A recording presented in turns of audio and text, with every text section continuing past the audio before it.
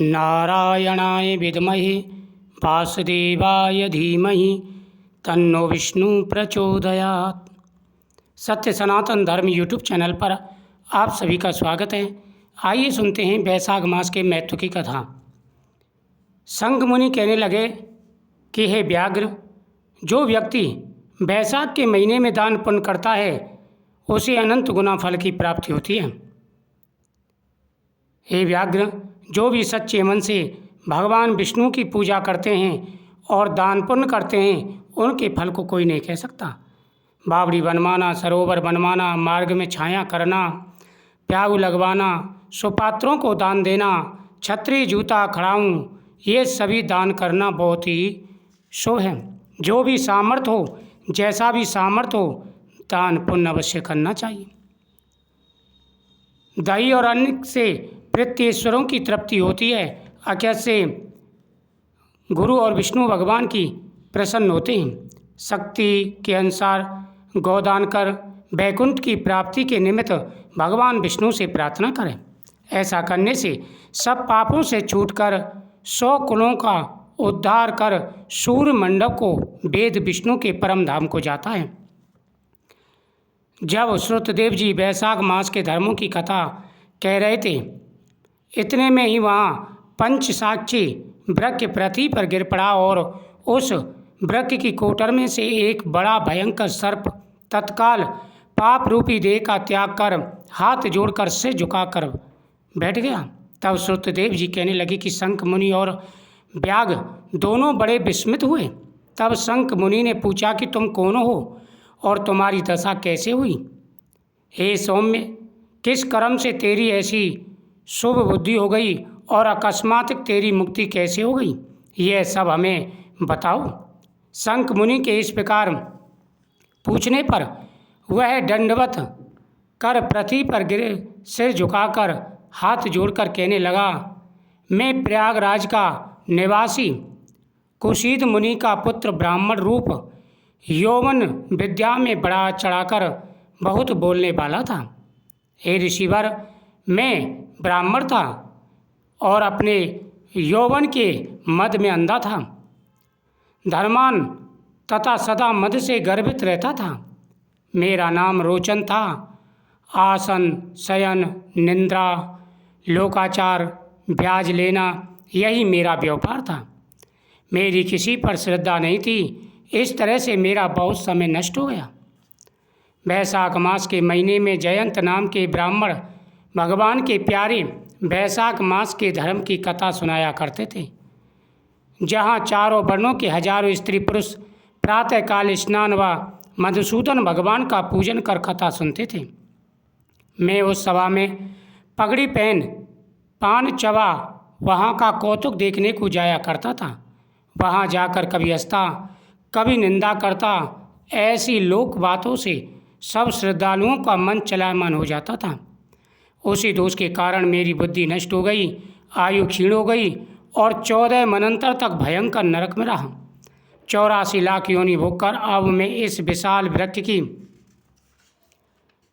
कोठर में महाक्रूर सर्प की योनि पाकर कष्ट भोग रहा हूँ। हे विप्रेश, अपने पूर्व जन्म के कर्मों के फल से 10 सहस्त्र वर्ष से निराहार निवास कर रहा था कि देवयोग से आपके मुखारबिंद से निकली कथा को चक्षुर गोलक द्वारा सुनने से मेरे सब पाप दूर हो गए और सर्प योनि छोड़ दिव्य देह धारण कर आपकी शरण में आया हूँ।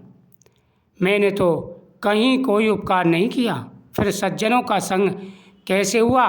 अब आप मेरे ऊपर अनुग्रह करो जिससे धर्म में मेरी बुद्धि हो, सुंदर गति मिले और सच्चरण साधु महात्माओं की संगति मिले। मेरा मन पवित्र रहे, भगवान विष्णु के चरणों में मेरा ध्यान रहे। मैं आपसे यही चाहता हूँ।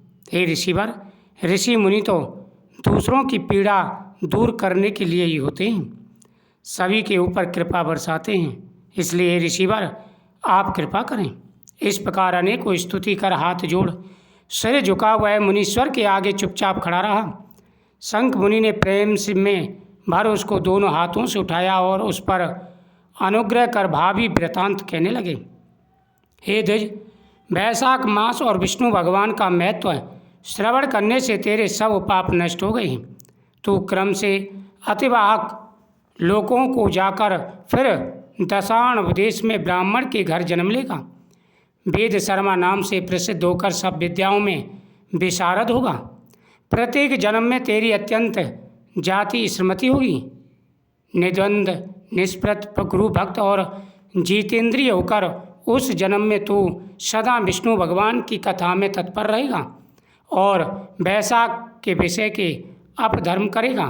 तब तू सिद्धि प्राप्त कर संपूर्ण बाधाओं से बंधनों से छूट परम धाम को प्राप्त होगा। ऐसा कह मुनीश्वर चुप हो गए। तब व्याध को देख वह पुरुष मुनीश्वर से कहने लगा कि आपने मेरे ऊपर बड़ा अनुग्रह किया, जिससे मेरी दुष्ट योनि जाती रही और उत्तम गति मिली। ऐसा कहकर वह परिक्रमा दे स्वर्गलोक को चला गया। हे राजन, तब संध्या को जाने पर शंख मुनि ने व्याध को संतुष्टि हो सायकाल की संध्या कर विष्णु भगवान के अनेक अवतारों की कथा सुना।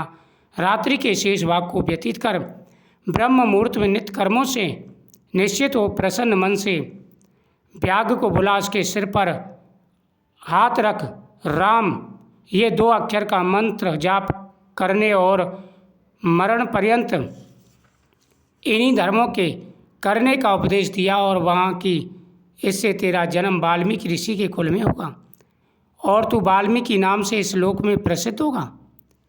व्याघ को इस प्रकार समझा बुझाकर शंख मुनि दक्षिण दिशा को चले गए। व्याघ भी थोड़ी दूर तक जब तक नेत्रों से ओझल न हुए उनके पीछे गया और शंख मुनि को देखता रहा। फिर हृदय में उन्हीं का ध्यान करता हुआ वैशाख धर्मों का पालन करने लगा। व्याध का जन्म पूर्ण कर वाल्मीकि ऋषि के घर में जन्म लिया। एक सरोवर के किनारे कृणु नाम के मुनि दुस्तर तप करते थे, जिनके शरीर पर बहुत काल में सर्प की बाम भी बन गई थी। इसी हेतु से उन्हें वाल्मीकि ऋषि भी कहने लगे। फिर तप के अंत में जब कृणु ऋषि के कानों में स्त्रियों के प्रिय शब्द सुनाई देने लगे तो उनका चित्त चलायमान होने लगा और एक भील जाति की स्त्री को वाल्मीकि नाम का पुत्र उत्पन्न किया। हे राजन, वह वाल्मीकि संसार में बड़े यशस्वी और विख्यात हुए। उन्होंने सर्व कर्म बंधनों को काटने वाली मनोरम छंद में राम कथा रचकर प्रसिद्धि पाई।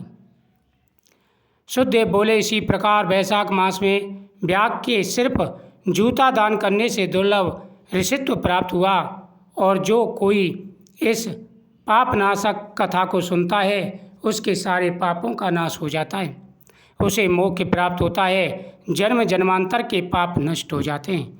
जो भी सच्चे मन से भगवान की कथाओं का श्रवण करते हैं उनकी हर मनोकामना पूरी हो जाती है। सभी को पूरे सच्चे मन से भगवान की इन कथाओं का श्रवण करना चाहिए। कृष्णाय वासुदेवाय हरे परमात्मने प्रणतक कलेश नाशाय गोविंदाय नमो नमः। इस प्रकार मंत्रों का जाप करते हुए जो सच्चे मन से भगवान की कथाओं का श्रवण करते हैं उनकी प्रत्येक मनोकामना पूरी हो जाती है। ओम नमो भगवते वासुदेवाय नमः। तो अपने सामर्थ्य के अनुसार दान पुण्य करें, साथ ही प्रतिदिन कथाओं का श्रवण करें। आपकी प्रत्येक मनोकामना पूरी होगी और जो भी जीवन में परेशानी आ रही हैं सारी परेशानियां दूर होंगी।